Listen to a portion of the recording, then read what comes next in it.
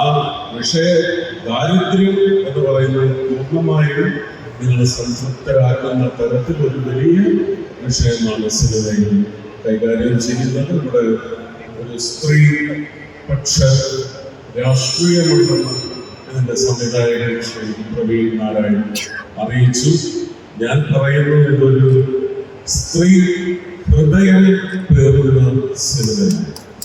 പെൺമക്കളുള്ള, ഭാര്യമാരുള്ള, അമ്മമാരുള്ള, പെങ്ങന്മാരുള്ള ഓരോ പുരുഷനും ഒരു പക്ഷേ ഒരു ചെറിയ പോറൽ ഹൃദയത്തിൽ ഏൽപ്പിക്കുന്ന നിറയെ മുഹൂർത്തങ്ങൾ ഈ സിനിമയിൽ.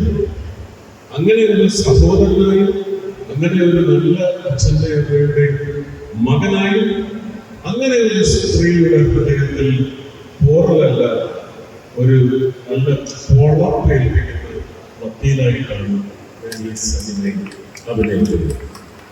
അപ്പോൾ ഞാൻ ഇതിൻ്റെ ഒരു സർപ്രൈസ് പൊളിക്കുകയാണ് എന്നൊന്നും നിങ്ങൾ വിചാരിക്കരുത്. I thought while performing, and I still think I am a villain in this. ഒരു വില്ലൻ ഭാവം എനിക്ക് ഈ സിനിമയിലുള്ളതാണ് ഞാൻ മനസ്സിലാക്കുന്നത്. ഇത് കഥ പൊളിച്ചു, കഥ തുറന്നു പറഞ്ഞു എന്നൊന്നും വിചാരിക്കരുത്. ഇനി ഒരുപാട് കാര്യങ്ങൾ നമ്മൾ അറിയാം. ഈ സിനിമയിൽ കൈകാര്യം ചെയ്യുന്ന വിഷയത്തെ സംബന്ധിച്ച് പറയുകയാണെങ്കിൽ നമുക്ക് കഥയ്ക്ക് ആസ്പദമായ സ്ത്രീയുടെ വ്യഥ അത് ക്രിയേറ്റ് ചെയ്യപ്പെടുന്ന മുഹൂർത്തത്തിന് ഒരുപാട് സാധ്യതകൾ ഉണ്ടാകും. ഒറ്റപ്പെട്ട സംഭവങ്ങളല്ല, അങ്ങനെ നിർഭയ സംഭവങ്ങൾ നമ്മൾ ദിവസവും ചിലപ്പോൾ നിർഭയ തുടങ്ങി ജീവിത, അതിജീവിത, അങ്ങനെ എന്തൊക്കെ പേരിട്ട് പരാജിത, അപരാജിത, അങ്ങനെ ഒരുപാട് ടാഗ്ലൈൻ കൊടുത്ത് നമ്മൾ ഒരുപാട് സഹോദരിമാർ, പ്രായഭേദമന്യേ ഒരുപാട് സഹോദരിമാരെ സൊസൈറ്റി കണ്ണീരുകൊണ്ട് മാത്രം, കണ്ണീരിൽ മുക്കി കണ്ണീരുകൊണ്ട് മാത്രം, കണ്ണീരോടെ മാത്രം ഓർക്കുന്ന ഒരുപാട് യഥാർത്ഥ സംഭവങ്ങൾ ഉണ്ടായിട്ടുണ്ട്. പക്ഷെ ഇതൊക്കെ അഡ്രസ് ചെയ്യപ്പെടേണ്ടതല്ല. ഇത് കോടതി വിവിധ തലങ്ങളിൽ എത്തുന്ന ഈ സിനിമയിൽ പറയുന്നത് പോലെ സത്യം ജയിക്കുന്നതെന്നല്ലേ കോടതി? ഇല്ല, തെളിവുകൾ ജയിക്കുന്നിടം ആണ് കോടതി എന്ന് പറയുന്ന ഒരു ദുരവസ്ഥ. അതൊരു പക്ഷേ പാർലമെന്റിലും നിയമസഭയിലും ഒക്കെ ചർച്ചയിലേക്ക് വളരെ ആഘാതത്തോടെ ചിന്തിപ്പിച്ചൊരു ചർച്ചയിലേക്ക് വഴിതെളിയിക്കുന്ന ഒരു സൂചന ഈ സിനിമയിൽ ഞാൻ അഭിപ്രായ അഭിമാനത്തോടെ അവകാശപ്പെടുന്നെങ്കിൽ അങ്ങനെ ഒരു ദൗത്യം കൂടി എന്നാണ് ഞാൻ വിശ്വസിക്കുന്നതായത്. ഞാൻ എന്റെ എക്സ്പെക്ടേഷൻ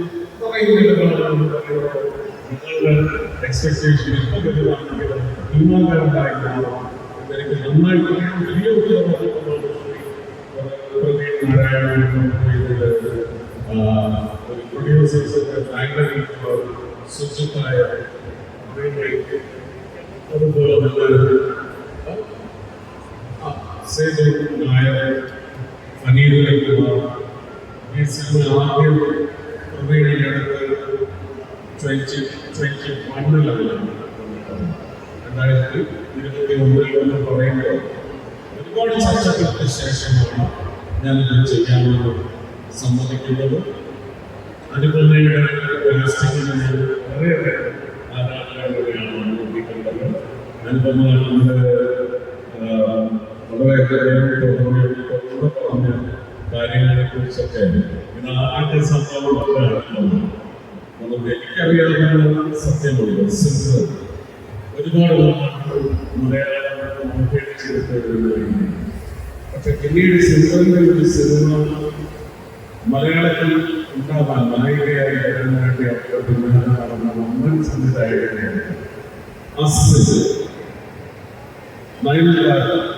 ഇവരെല്ലാം ലോകം ആവശ്യിക്കുന്ന വിവിധ ഭാഷകളുടെ നായികകളുമായി നല്ലതുപോലെ ഉല്ലസിച്ച്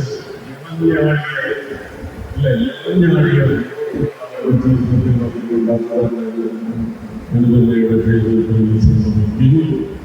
കടന്നു എന്ന് പറയുന്നു. അങ്ങനെ സംഭവിച്ചേ